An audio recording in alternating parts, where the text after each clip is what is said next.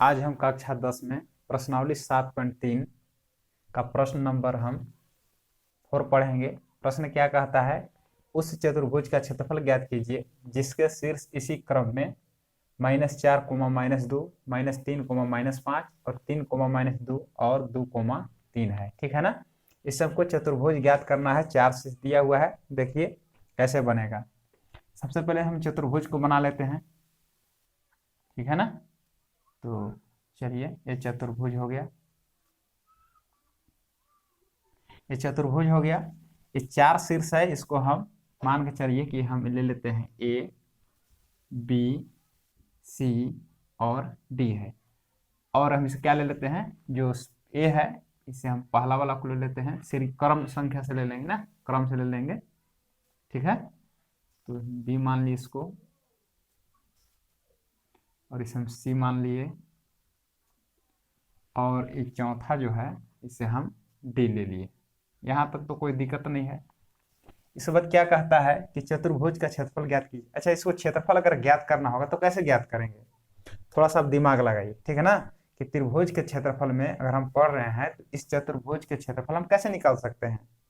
ठीक है, तो आपको समझ में आ गया होगा कैसे निकालेंगे। अगर नहीं भी समझ में आता है तो कोई बात नहीं, देखिए आप इसको एक विकर्ण खींचिए, चाहे इससे खींचिए या इससे खींचिए। तो चलिए इस विकर्ण को हम इस प्रकार से ऐसे खींच दे रहे हैं।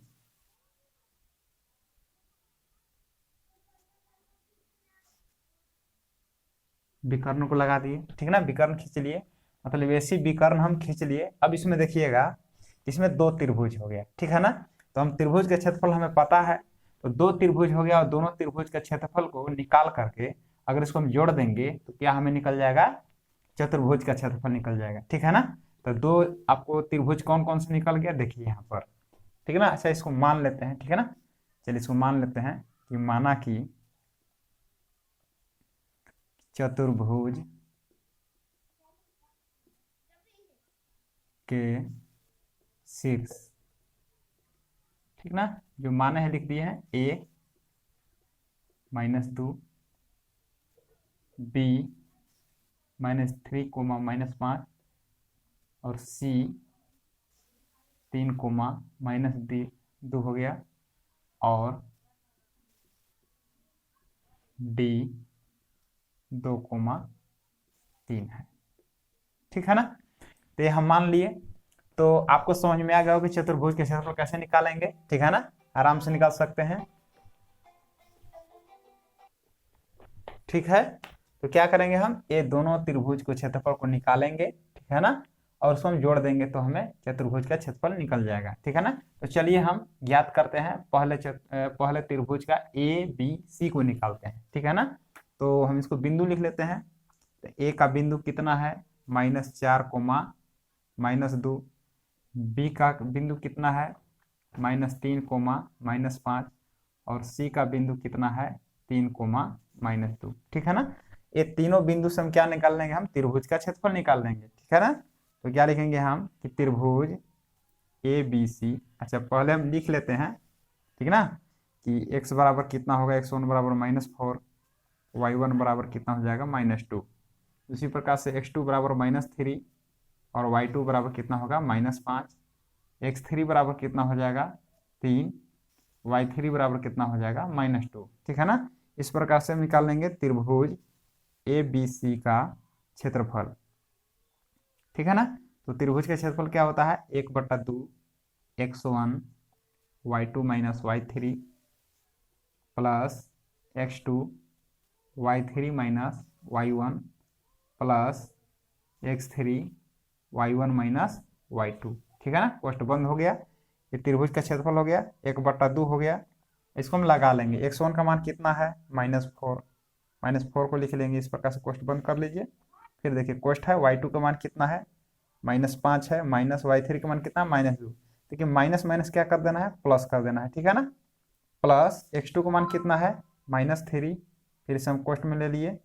फिर क्या करना है, y3 का मान कितना है, -2, माइनस y1 का मान कितना है, -2। तो माइनस माइनस क्या हो जाएगा, प्लस हो जाएगा। ठीक है ना, इस प्रकार से अब क्या करना है, y1 का मान कितना है, 2 है, प्लस x3 का मान कितना है, 3 है, y1 का मान कितना है देख लेंगे हम, -2 है, माइनस y2 का मान कितना, -5, तो माइनस माइनस क्या हो जाएगा, प्लस हो जाएगा, ठीक है ना।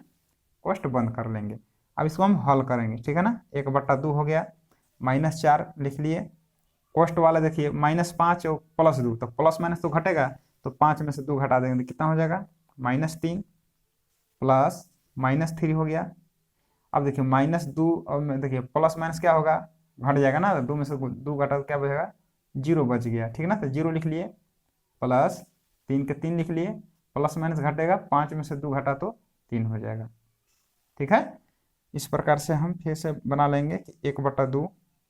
अब देखिए माइनस माइनस गुना कीजिए तो प्लस हो जाएगा, 4 गुना 3 कीजिए तो कितना हो जाएगा, 12 हो जाएगा, 12 हो जाएगा ना। उसी प्रकार देखिए प्लस को प्लस लिख लिए। अब देखिए 0 में कुछ भी गुना कीजिए, प्लस माइनस, ठीक है ना, कोई अंक गुना कीजिए क्या हो जाता है, 0 हो गया, ठीक है ना। अब प्लस 3 तिराई कितना हो जाएगा, 9 हो गया। इस प्रकार से 1/2, और इसको हम जोड़ देंगे तो 12 9 कितना होता है, 21 होता है, ठीक है, दिख रहा होगा, ठीक है ना।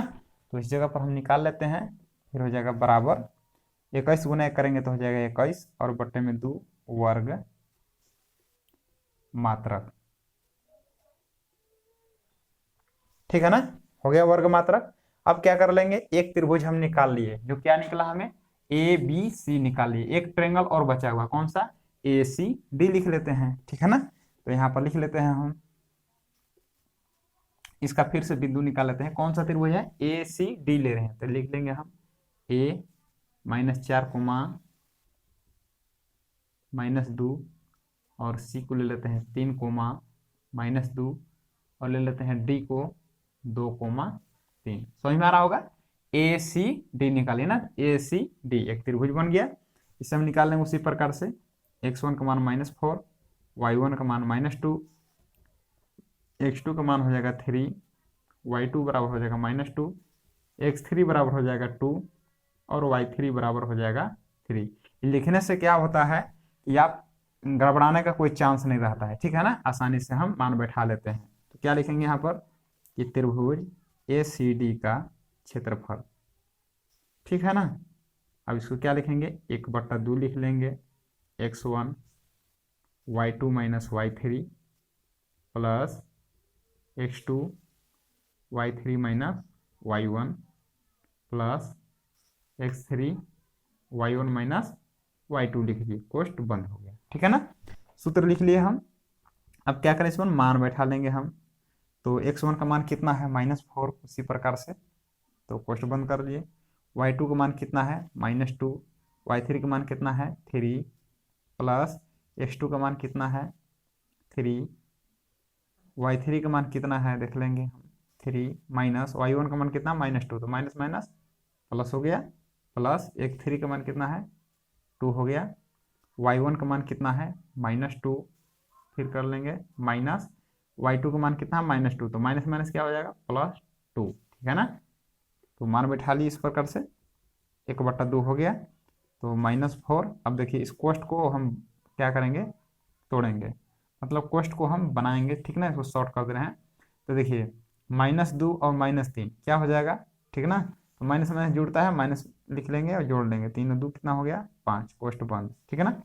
प्लस 3 हो गया, कोष्ट में 3 और 2 जोड़ लेंगे तो कितना हो जाएगा, 5 हो गया, प्लस 2 -2 और +2 ये भी घटा तो क्या हो जाएगा, 0 हो जाएगा, ठीक है ना।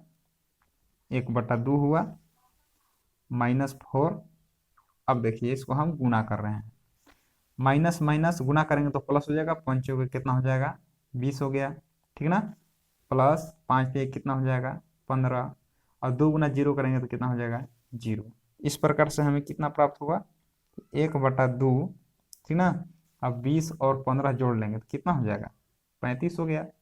इस प्रकार से हमें कितना प्राप्त हो गया कि 35 गुना 1 करेंगे तो कितना हो जाएगा, 35 और बट्टे में 2 वर्ग मात्रक, ठीक ना।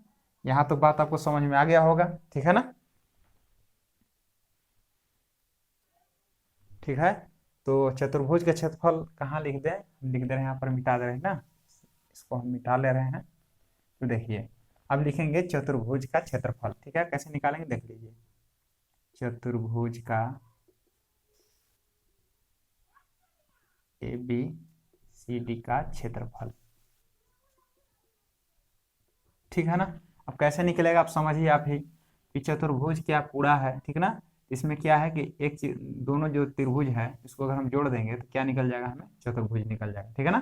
तो ये त्रिभुज को जोड़ लीजिए जो यहाँ पर निकाले हैं, ठीक है ना। इसको निकाले हैं, कितना है, त्रिभुज ABC का क्षेत्रफल जोड़ना, इसको हम निकाल लिए, जो पहला निकाले हैं और दूसरा बार में इसको निकाले हैं, ये दोनों को जोड़ लेंगे ACD, क्या निकालेंगे, त्रिभुज ACD का क्षेत्रफल, ठीक है ना। अब दोनों को जोड़ेंगे हम, तो इसका कितना आया है, 21/2 आया है, और इसका कितना आया है, 35/2 आया है, ठीक ना। अगर इसको हम लघुत्तम निकालेंगे, दो दो का लघुत्तम, तो कितना आएगा, 2 आएगा, और 21 + 35 आएगा, ठीक ना। और इस प्रकार से हमें 5 अभी कितना हो जाएगा, 6, 3 और 2 कितना हो गया, 5/2, 2 एकम 2, 28 बार में कट जाएगा। मतलब चतुर्भुज ABCD का क्षेत्रफल कितना हुआ, 28 वर्ग मात्रक, ठीक है ना। ये आपका आंसर हो गया। तो आसानी से आपको समझ में आ गया होगा क्वेश्चन, ऐसा हमेशा करते हैं, ठीक है ना। अगर आपको नहीं समझ में आता है तो बिल्कुल आप कमेंट में उसमें लिखिए क्या समझ में नहीं आता है, ठीक है ना। फिर से अगले वीडियो में मिलेंगे, धन्यवाद।